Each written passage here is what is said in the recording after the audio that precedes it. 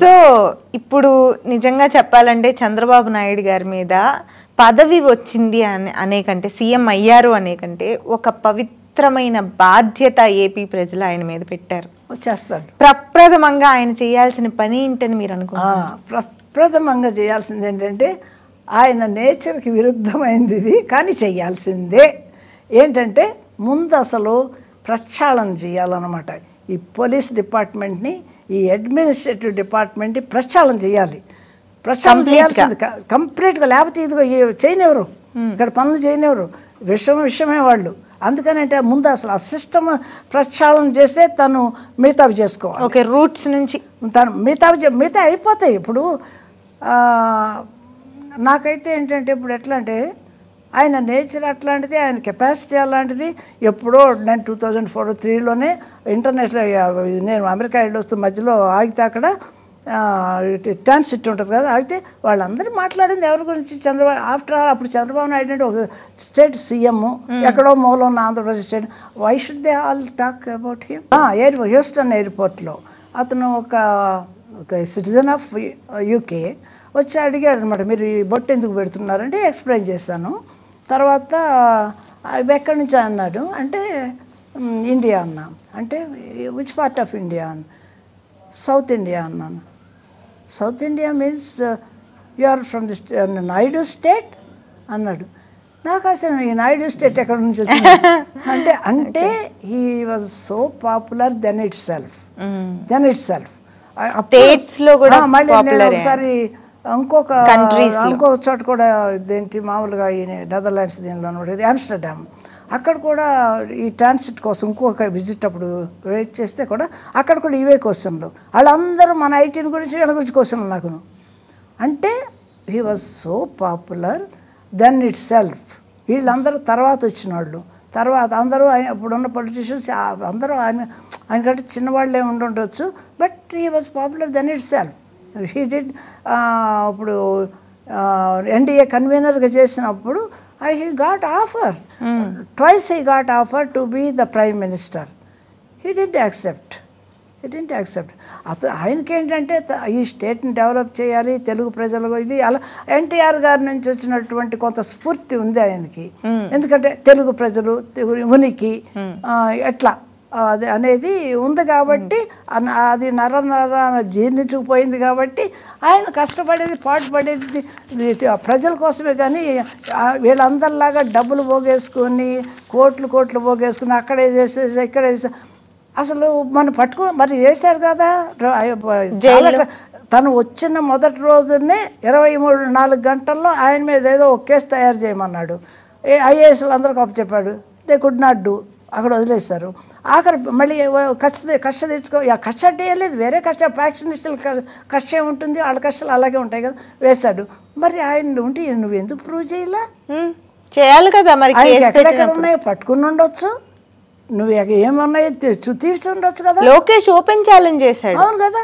మరి నువ్వేం చేయలేనప్పుడు అసలు ఏం చేయాలి? అట్లాంటప్పుడు ప్రజలు అసలు అంటే ధైర్యం లేక ఈ ఫ్యాక్షనిస్టులు ఎందుకని ఊరుకోండి, ప్రజలందరూ ఏకమయ్యి దంచాలి పట్టుకొని.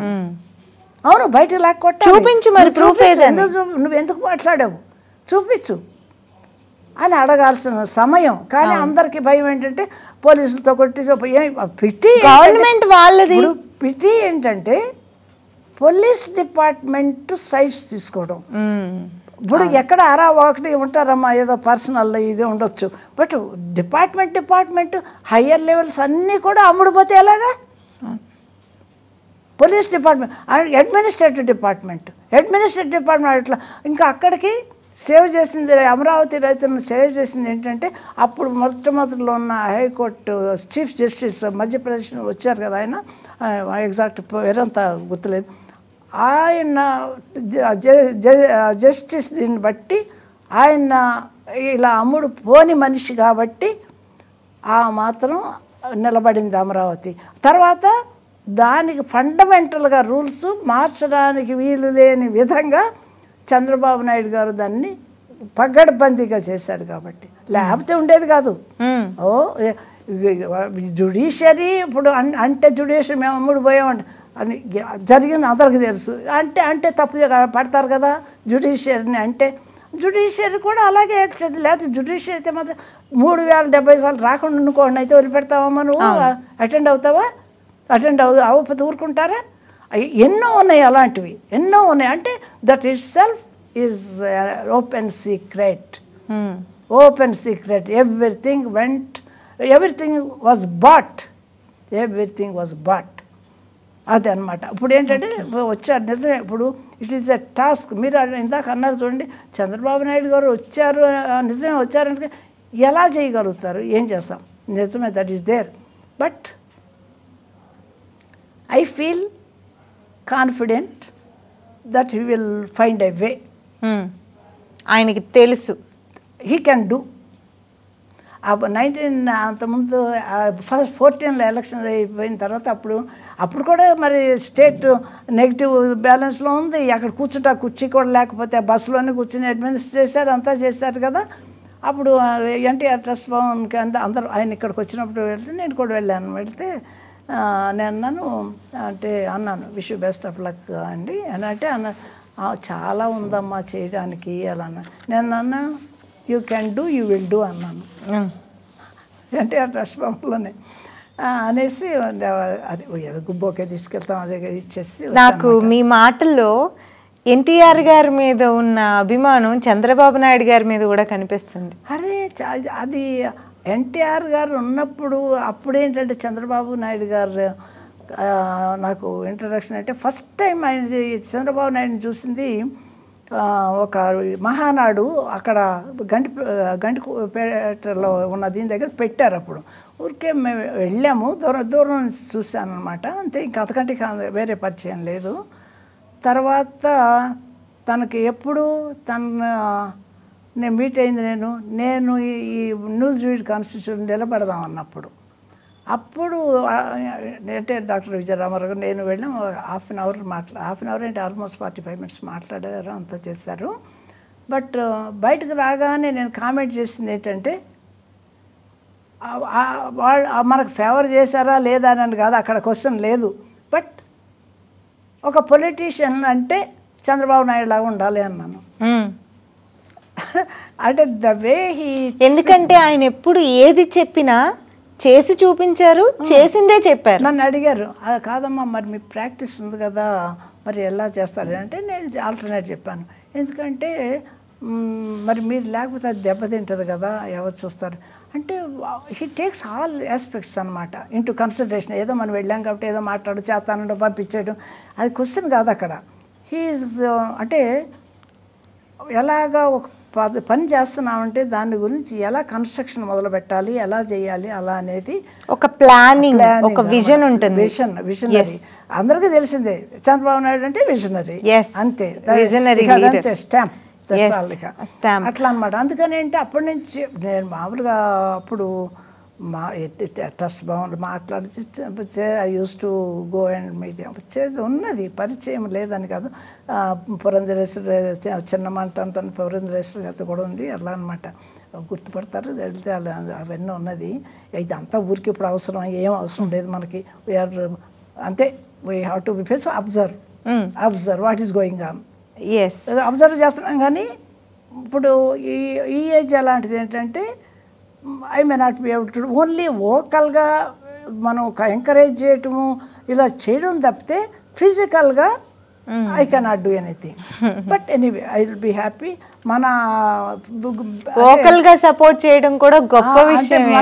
ఎంతమంది మాట్లాడతారు, ఆశీస్సులు ఆయనకు ఉంటాయి కాబట్టి తప్పనిసరిగా ఆయన డెఫినెట్గా ఏదో దానికి ఒక ఇది తీసుకొస్తారు, న్యాయం చేయగలరు, భవిష్యత్తు తరాలకు ఒక హోప్ ఇవ్వగలరు. కాకపోతే ఏంటంటే it is a Herculean task. అది మామూలు విషయం కాదు. చెడిపోయిన రాష్ట్రాన్ని బాగు చేయడం, మళ్ళీ భవిష్యత్తు తరాలకి ఉపాధి మార్గాలు చూపించడం, ఆ సంక్షేమాన్ని చూపించడం అనేది, సంపద సృష్టించడం అనేది చిన్న విషయం కాదు. ఆయన మీద ఇప్పుడు ఒక పవిత్ర బాధ్యత పెట్టారు ఏపీ ప్రజలు. ఆయన తీసుకుంటాడు, తీసుకోబోతున్నాడు అంతే. ఇంకా ఆయన మాత్రమే చేయగలరని నమ్మి ప్రజలు ఈ రోజు ఆ బాధ్యత అప్పచెప్పారు. ఇంకా ఓన్లీ థింగ్ ఈజ్ ఏంటంటే the people should pray that ఆయన ఏమన్నా అంటే గాడ్ ఆయనకి హెల్త్ ఇవ్వాలి, ఇచ్చి ఆయనకి లాంగ్ లైఫ్ అంటే వాట్ ఎవర్ ఇట్ మేబీ ఇవ్వాలి అనేదే ప్రే చేసుకోవాలి అంతే. ఆయన ఉన్న నాళ్ళు డోకా లేదు. అదే పోలవరం గురించి మీరు ఒక పాట కూడా రాశారు. అవును, పోలవరం బాబు గారు ఉన్నప్పుడు 78% వరకు 72% వరకు కంప్లీట్ చేసేసారు. ఆ తర్వాత వచ్చిన జగన్మోహన్ రెడ్డి 1% కూడా కదిపిందే లేదు, దానికి ఒక ఇటుక పేర్చిందే లేదు. దాని గురించి మీరేమంటారమ్మా? ఇప్పుడు కదిపింది లేకపోవటం అంటే కదపపోతే పోయాయి, అలా ఉంటే బాగుండు. కొట్టుపోయినాయిగా, డైరెక్షన్ కూడా కొట్టుపోయింది కదా, వాళ్ళు పోయి నష్టం జరిగింది, వాళ్ళు పోయింది. అసలు మొత్తం దానికి పునాది అనేది ఎడిపోయింది కదా, కొట్టుపోయింది కదా.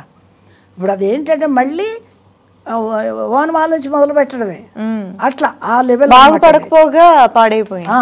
అందుకే దానికి ఆ పాట అంటే అందులో ఒక్క లైనే, పోలవరం పులకించిన రోజు గోదావరి గలగలమని పారిన రోజు, పోలవరం పులకించిన రోజు గోదావరి గలగలమని పారిన రోజు, తెలుగు తల్లి ఆశలన్నీ సన్నజాజులై విరిసిన రోజు, తెలుగు తల్లి ఆశలన్నీ సన్నజాజులై విరిసిన రోజు, ఆ సువాసనలు జగమంతా వ్యాపించిన రోజు, ఆ సువాసనలు జగమంతా వ్యాపించిన రోజు, భలే మంచి రోజు పసందైన రోజు, ఆనందాలు పొంగే నేటి రోజు, ఆనందాలు పొంగే నేటి రోజు. ఎంత హ్యాపీగా ఫీల్ అయ్యారో మాకు మీ గొంతులోనే వినిపిస్తుంది. ఊరికి ఏదో ఎక్స్ప్రెస్ చేశాను అంతే. మీ ఎగ్జైట్మెంట్ ఆ పాట చెప్తున్నప్పుడు, ఆ లిరిక్స్ రాసుకునేటప్పుడు నేను అలా పాడుకునే రాస్తా.